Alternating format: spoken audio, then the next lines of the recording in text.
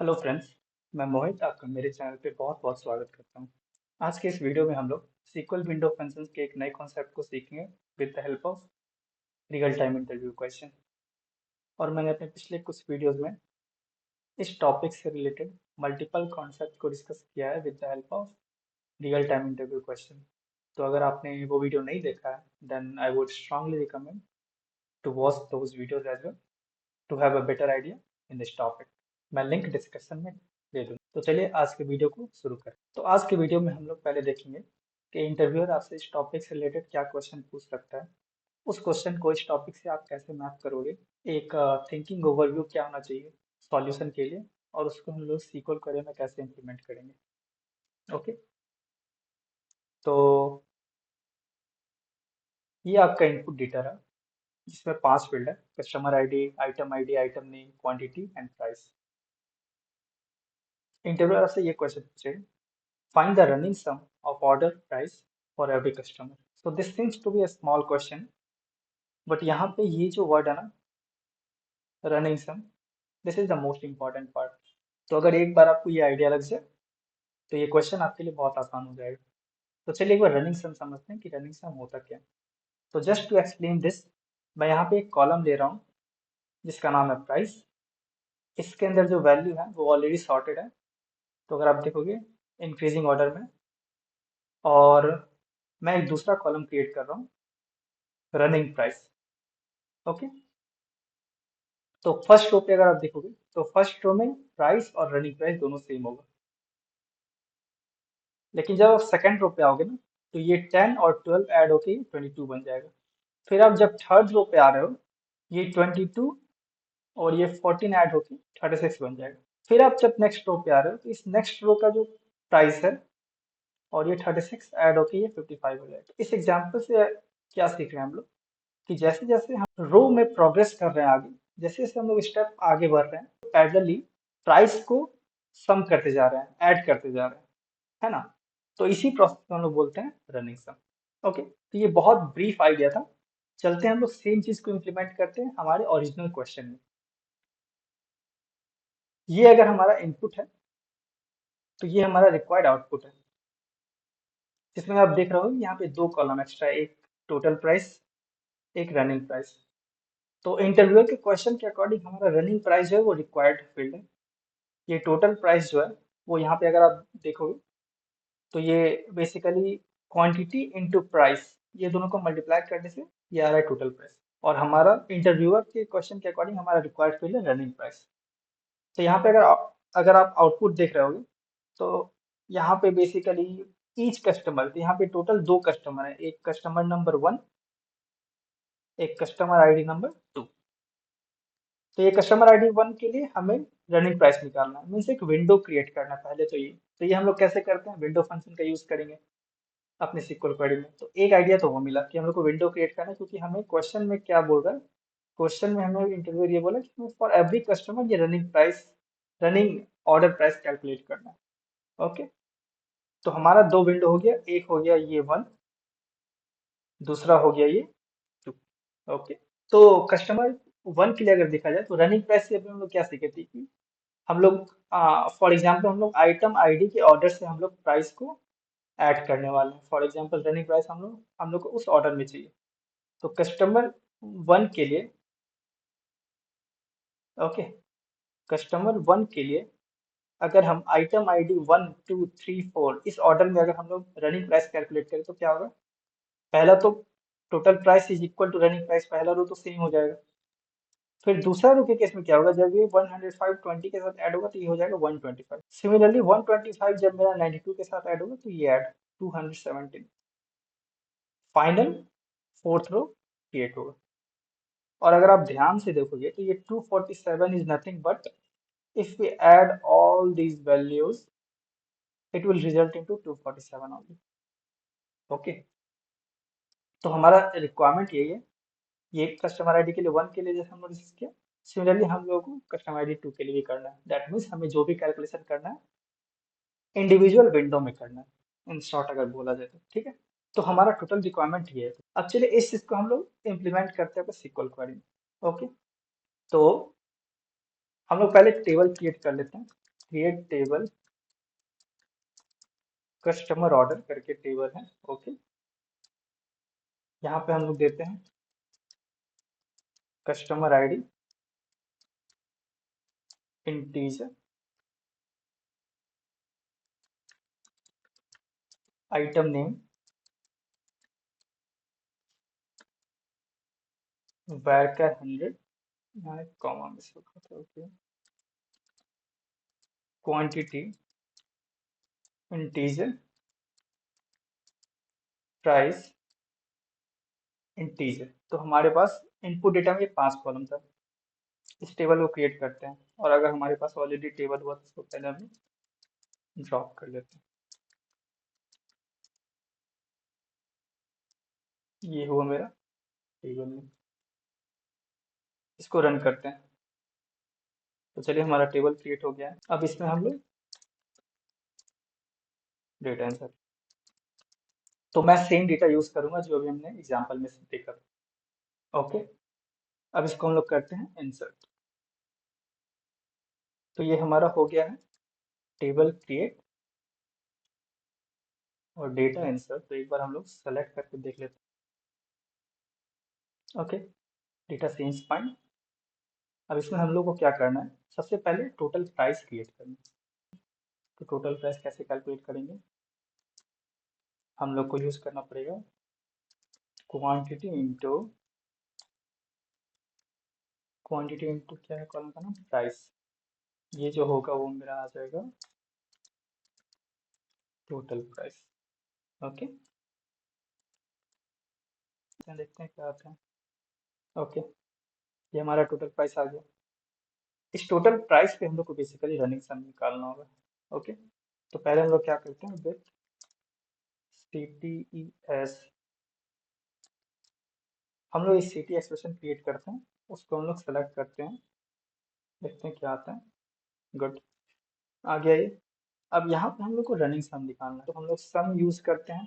किस पे सम निकालना है, total price. Okay, over partition by customer ID, और ऑर्डर किस पे करना है, इस केस में हम लोग आइटम आईडी पे ऑर्डर करें। और मैंने पहले भी डिस्कस किया कि बाय डिफॉल्ट असेंडिंग ही होता है, आपको मेंशन करने का जरूरत नहीं है वो। ओके, तो ये जो सम कैलकुलेट होगा ना, ये होगा,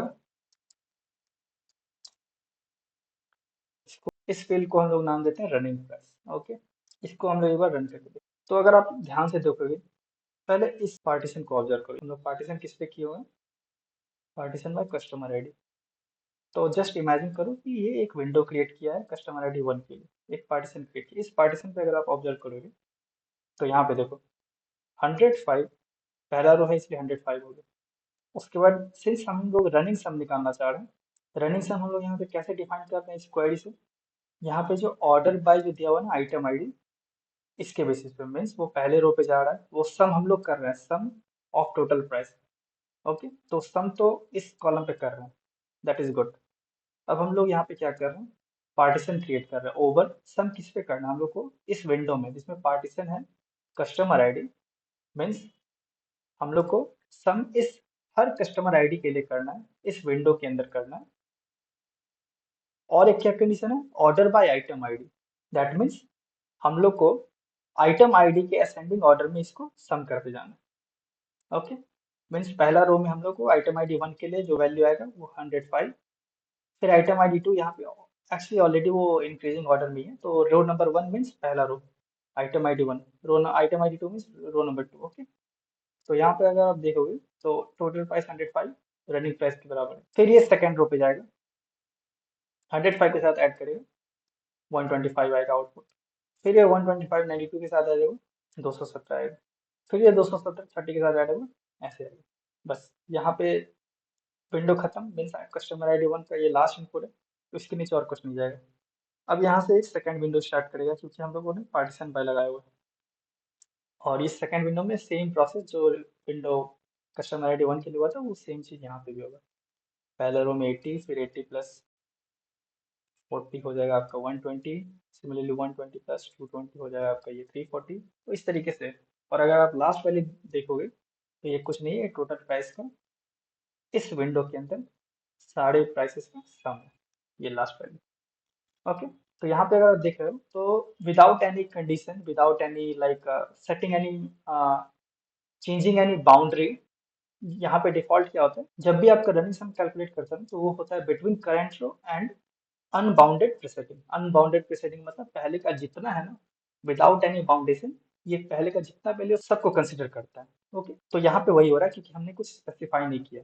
ओके। तो ये एक केस हो गया। तो मान लो फोर्थ कॉलम, फोर्थ रो पे फॉर एग्जांपल, तो ये क्या कर रहा है, करंट रो मीन्स फोर्थ रो, और अनबाउंडेड प्रीसेटिंग मीन्स ये 30 को कंसिडर कर रहा है, और प्लस पहले के सारे वैल्यू मीन्स, क्योंकि अनबाउंडेड प्रीसेटिंग है मीन्स एकदम लास्ट तक जा रहा है वो, मीन्स एकदम फर्स्ट रो तक ये पहुंच जा रहा है, और इन सबको ऐड करके ये जो वैल्यू है ये दे रहा है। सिमिलरली अगर थर्ड रो पे देखोगे तो ये करंट रो, थर्ड रो हो गया मेरा, तो थर्ड रो में वैल्यू है 92, और हम लोग इसमें डिफॉल्ट क्या है, current, between current and unbounded preceding. तो अनबाउंडेड प्रीसेटिंग मींस 92 और 20 कंसीडर करिए, फिर 105 कंसीडर करिए, इससे पहले कुछ नहीं है, तो बस ये तीन कंसीडर करके ये वैल्यू दे देगा। तो बस यही है, यहाँ पे डिफॉल्ट ही है। बट अगर आपको इंटरव्यूअर किसी सिनेरियो में ऐसा बोल सकता है, ये इस केस में मान लो दूसरे एग्जांपल में आपको ऐसा बोल सकते हैं कि हमें कुछ ऐसा कंडीशन है कि हमें करंट रो और उसके बस पहले वाले रो को ही कंसिडर करना है, मीन्स हमें मान लो 92 और 20 ऐड होना चाहिए, वो आना चाहिए यहाँ पे। सिमिलरली अगर आप फोर्थ रो पे हैं तो 30 और 92 ऐड होना चाहिए, और 47 पे आना चाहिए। अभी करंट क्या हो रहा है, करंट में हो रहा है कि 30 पे अगर फोर्थ रो पे हम लोग हैं तो वो 30 प्लस अनबाउंडेड प्रीसेटिंग में सबसे पीछे जा रहा है, मीन्स रो नंबर 1 तक जा रहा है, सारे को ऐड कर रहा है वो दे दे रहा है। यहाँ पे है तो वो बाकी पहले को ऐड करके ये दे दे रहा है ना। बट इंटरव्यूअर को अगर चाहिए कि मान लो यहाँ पे इस रो पे तुम हो और तुम्हें बस जस्ट पहले वाला वैल्यू चाहिए, तो ये दोनों ऐड करना चाहिए और वो यहाँ देना चाहिए। तो इस केस में आप यहाँ पे क्या करोगे, ऐसा एक्स्ट्रा क्या करोगे जिससे वो चीज हैंडल हो जाए। तो आपका डिफॉल्ट यहाँ पे क्या होता है, current row and unbounded preceding means, यहाँ पे अगर हम लोग उस डिफॉल्ट को अगर मैं लिख के समझाना चाहूँ तो वो ये है, रोज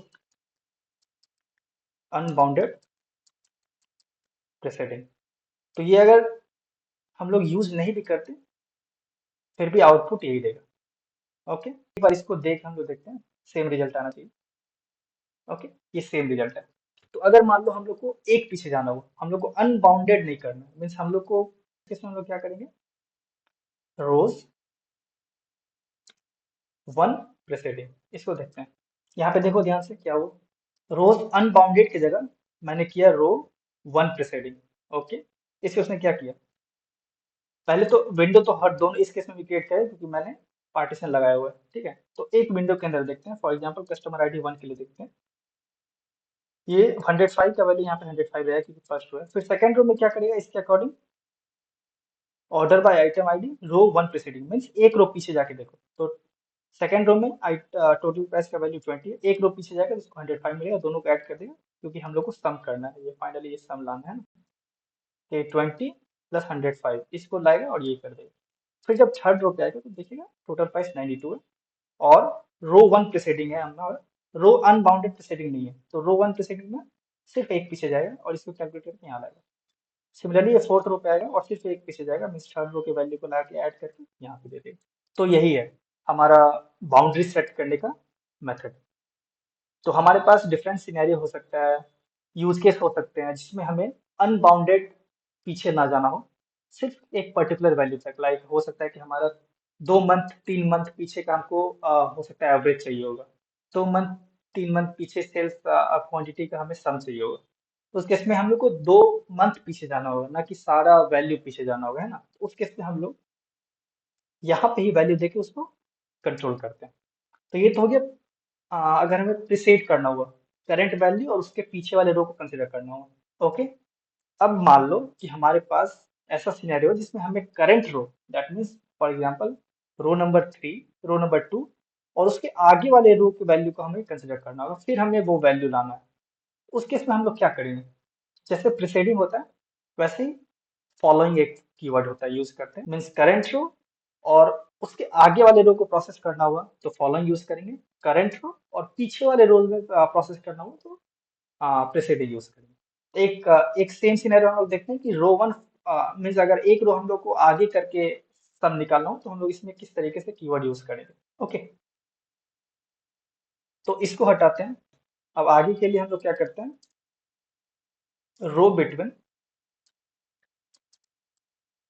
करंट रो, बताना पड़ेगा कि आपको करंट रो और एक आगे वाली रो, वन फॉलोइंग। ओके, यहाँ पे रोज होता है, row rows between current row and one following, तो इसका आउटपुट क्या आता है। अब यहाँ पे आप ध्यान से देखो, तो हमने क्या लिखा हुआ है, हम लोग को सम करना है, पार्टीशन तो ऑलरेडी क्रिएटेड है, किस ऑर्डर में, आइटम आईडी के ऑर्डर में, जिसमें क्या हो रहा है कि हमें रो लेना है between current row and one following, that means current row और उसके अगले वाले रो को। ओके, तो अगर यहाँ पे मैं एग्जांपल में दिखाना चाहूँ तो ये 105 और इसके एक आगे वाला वैल्यू 20, ये ऐड होके यहाँ पे आ जाएगा। सिमिलरली यहाँ जो सेकंड रो में आएगा तो करंट रो ये हो गया सेकंड रो, और उसके एक आगे वाला वैल्यू 92 और इसका वैल्यू यहाँ आ जाएगा। ओके, सिमिलरली आप देखोगे तो ये लास्ट वैल्यू तक ऐसे ही हो रहा है, और सिमिलरली आप देखोगे तो सेकंड विंडो में भी ऐसे ही हो रहा है। ओके, और जितने कस्टमर आईडी रहेंगे उतने विंडो क्रिएट होंगे और उस विंडो के अंदर ये कैलकुलेशन रन होगा। ओके, तो हमने देखा कि हमारा डिफॉल्ट होता है, कैसे हमारा डिफॉल्ट होता है करंट रो और अनबाउंडेड प्रेसिडिंग। बट इसको अगर हम लोग किसी सिनेरियो में हम लोग को अनबाउंडेड ना करके किसी एक पर्टिकुलर वैल्यू तक हम लोग को कैलकुलेट करना हो तो हम लोग कैसे उसके बाउंड्री को सेट कर सकते हैं। Similarly preceding as well as following means current row minus current row plus, दोनों ही केस में हम लोग क्या यूज कर सकते हैं। तो इस तरीके से हम लोग डिफरेंट सिनेरियो में हम डिफरेंट सिंटैक्स यूज करके हम लोग चीजों को कैलकुलेट कर सकते हैं। So it's all depend on the scenario, cases, what type of question you are getting. The question can be somewhat like आपको पिछले 3 महीने का टेम्परेचर, एवरेज टेम्परेचर कैलकुलेट करना है, रनिंग एवरेज टेम्परेचर, ये एक सिनेरियो हो सकता है। इस तरह के बहुत सारे सिनेरियो आ सकते हैं। ओके, तो डिपेंड अपॉन द सिचुएशन हम लोग को उस तरीके का सिंटैक्स यूज करना है। You want to use current row plus something और current row minus something, accordingly you can use following as well as preceding respectively. Okay, तो आज के वीडियो में हमने देखा कि कैसे हम लोग रनिंग सम और कैसे हम लोग बाउंड्री कंट्रोल कर सकते हैं to calculate running sum. Okay, तो अगर इंटरव्यूअर का क्वेश्चन ये है तो आपका आंसर ये है। अब इंटरव्यूअर आपसे दूसरे सिनेरियो में पूछ सकता है कि मुझे लास्ट 3 मंथ का रनिंग एवरेज चाहिए, तो उस केस में आप लोग रोज एंड प्रिसाइडिंग करके आप लोग उतने रो पीछे जा सकते हो to calculate running aggregate for some field. Okay, तो इस तरीके से आप लोग चीज़ों को यहाँ पे कंट्रोल कर सकते हो। तो चलिए आज के वीडियो में इतना ही। अगर आपको मेरा वीडियो पसंद आए, मेरे एक्सप्लेन करने का तरीका पसंद आए, then guys please like my video और अपने फ्रेंड्स के साथ शेयर करो जो सिमिलर टाइप के इंटरव्यूज के लिए प्रिपरेशन कर रहा हूँ। इस तरह के वीडियो से बहुत ज़्यादा हेल्प मिलने वाले हैं। और अगर आप मेरे चैनल पर नए हो then please do subscribe my channel, ताकि जब भी मैं नए वीडियो को अपलोड करूँ तो आपके पास नोटिफिकेशन मिल जाए और आप मिनिमम टाइम में मैक्सिमम गेन कर पाओ किसी टॉपिक, क्योंकि मैं चीज़ों को प्रैक्टिकली समझाता हूँ तो उससे बाय डिफॉल्ट थ्योरेटिकल नॉलेज भी हो जाते हैं, plus question real time question का एक्सपीरियंस भी हो जाता है। ओके, तो आपका इंटरव्यू में एटलीस्ट एक चीज मैं बोल सकता हूँ कि अप्रोच सही डायरेक्शन में होने वाला है, और इंटरव्यूअर फाइनल रिजल्ट से ज़्यादा अप्रोच देखता है। अगर आपका अप्रोच सही है then of course 90% work is done. Okay, तो इसीलिए मैं इस तरीके से आपको एक्सप्लेन करता हूँ ताकि आपका अप्रोच क्रिएट करवा सकूँ एक किसी पर्टिकुलर टॉपिक के लिए। तो इसीलिए अगर आपने सब्सक्राइब नहीं किया तो please do subscribe my channel. मैं फ्रिक्वेंटली वीडियो अपलोड करता रहूँगा इस तरह के टॉपिक से रिलेटेड। ओके, तो चलिए फिर मिलते हैं अपने अगले वीडियो में। Till then take care and good bye.